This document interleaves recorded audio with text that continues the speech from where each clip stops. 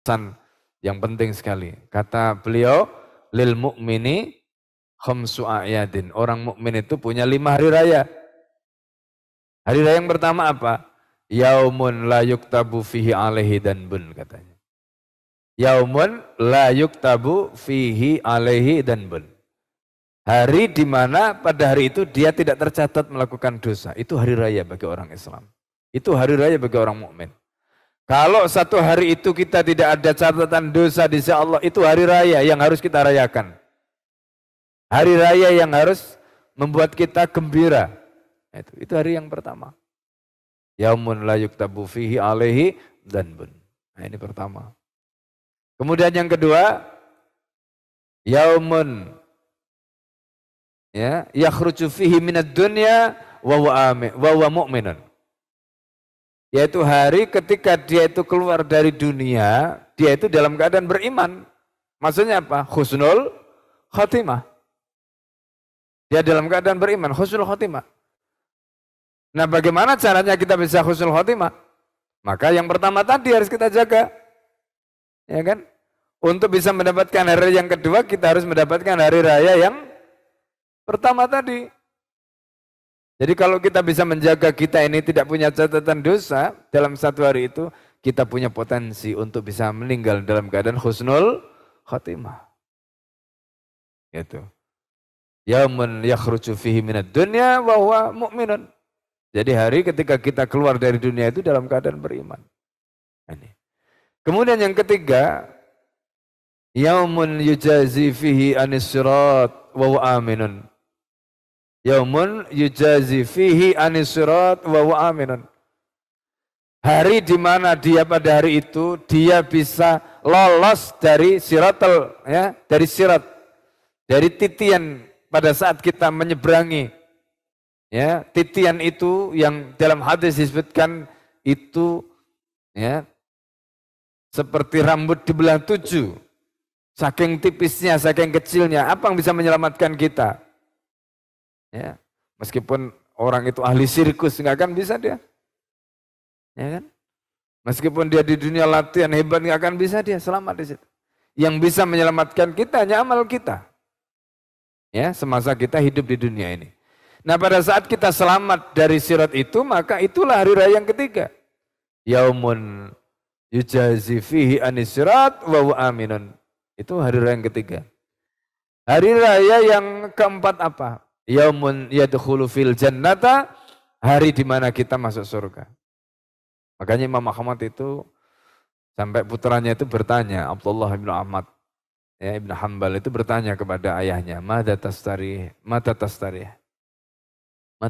ya abad. Kapan kau istirahat? Nah, ini Imam Ahmad mengatakan wa kaifa nastarih. Bagaimana ayahmu ini bisa istirahat? Bagaimana kita ini bisa istirahat? Ya. Surga itu di depan kita, belum kita, kaki kita ini belum menginjak ke sana. Gimana kita bisa istirahat?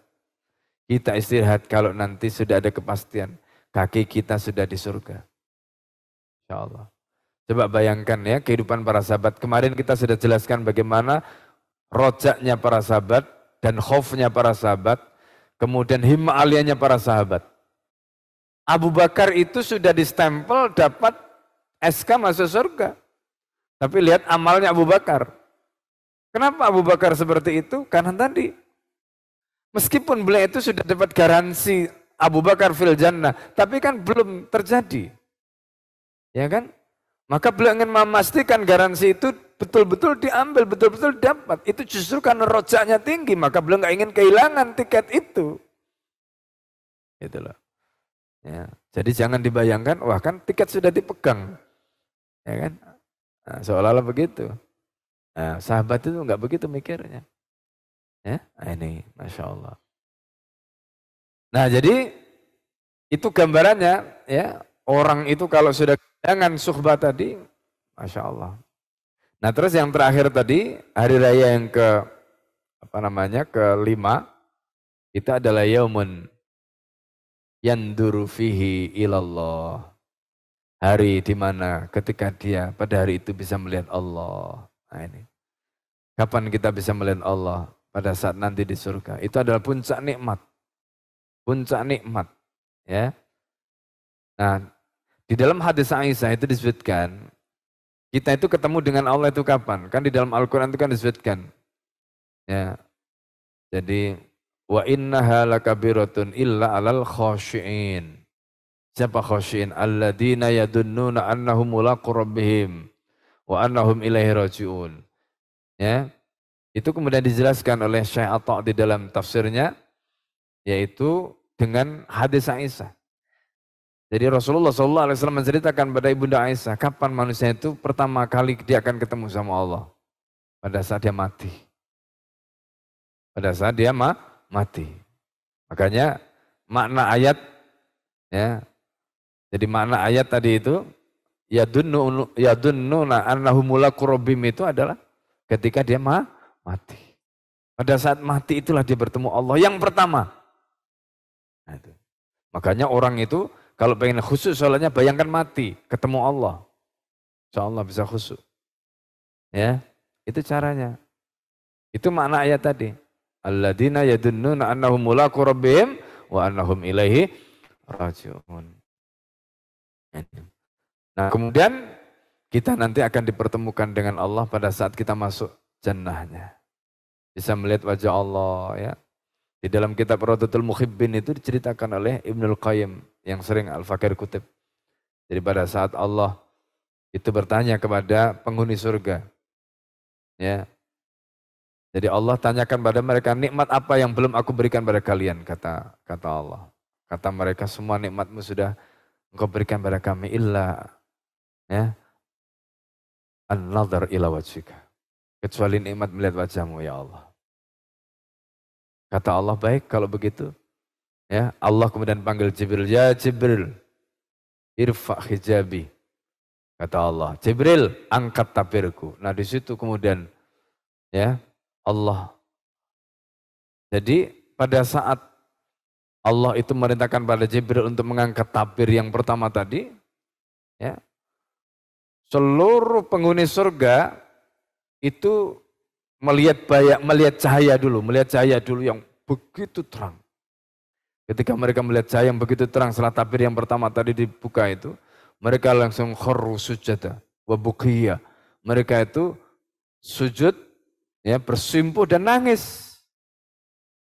Ya, dipikir itu adalah penampakan Allah Subhanahu wa taala. Lalu kemudian Allah katakan pada mereka, ya ibadi irfa'u ru'usakum. Hai hambaku, angkat kepala kalian. Ya. Fa innal jannah darul jaza wa laysa darul amal. Surga ini adalah negeri tempat pembalasan, bukan tempat untuk beramal lagi. Angkat kepala kalian, diangkatlah kepala mereka.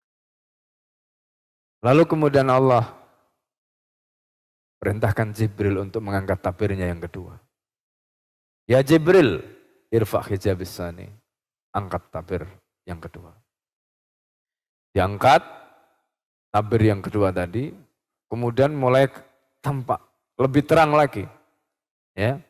Dan di situ ada bayangan yang bisa mereka lihat.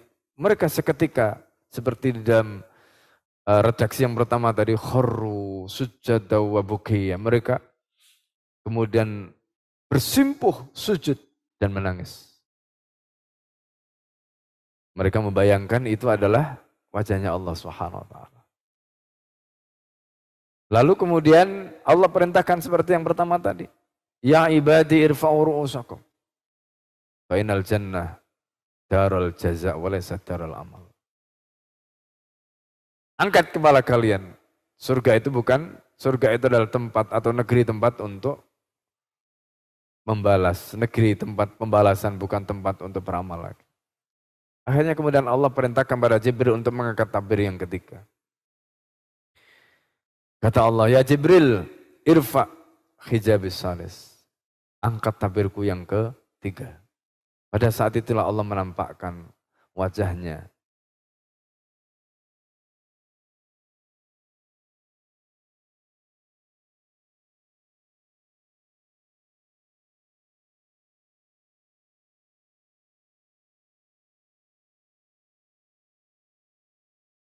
Nah, ketika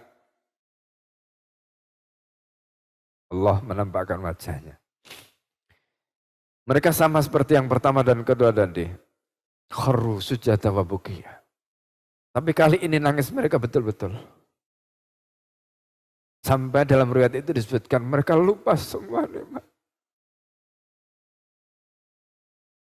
Semua nikmat yang mereka dapatkan dari Allah sebelumnya di dalam jannah itu mereka lupa semua. Lupa semua saking indahnya. Saking indahnya mereka bisa melihat Allah Subhanahu wa taala. Maka melihat Allah di jannah itu adalah puncak nikmat. Kita itu bisa ketemu di surga dengan Rasulullah. Kemarin kita sudah ceritakan. Bagaimana pertemuan kita dengan Rasulullah SAW. Ya, Abu Yazid Muhammad di dalam kitabnya itu menceritakan.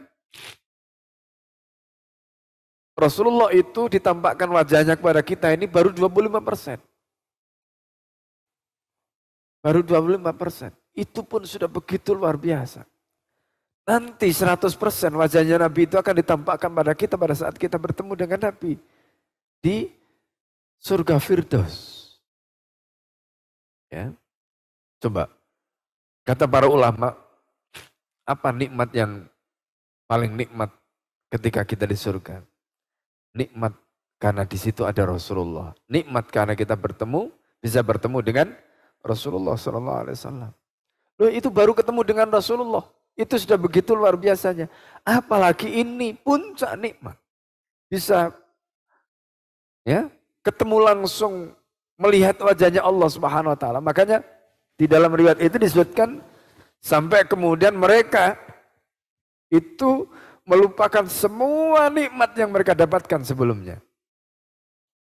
Ya, lali kabeh. Nah, ini ya. Lupa semua. Itu nikmat yang mereka dapatkan sebelum mereka lupa semua. Itu karena mereka berada di puncak nikmat tadi. Nah, ini. Nah, jadi inilah gambaran ya bagaimana mereka itu ketika mendapatkan nikmat itu, ya, coba terus kemudian orang itu kehilangan suhbah. Nah, kita ini akan mendapatkan balasan sesuai dengan amal kita di dunia. Ya, sesuai dengan amal kita di dunia. Kalau kita biasa suhbah dengan Allah, dekat dengan Allah. Berinteraksi terus-menerus dengan Allah karena kita zikir, kita ingat. Ya, maka Allah pun tidak akan pernah meninggalkan kita. Ini Allah tidak akan pernah meninggalkan kita.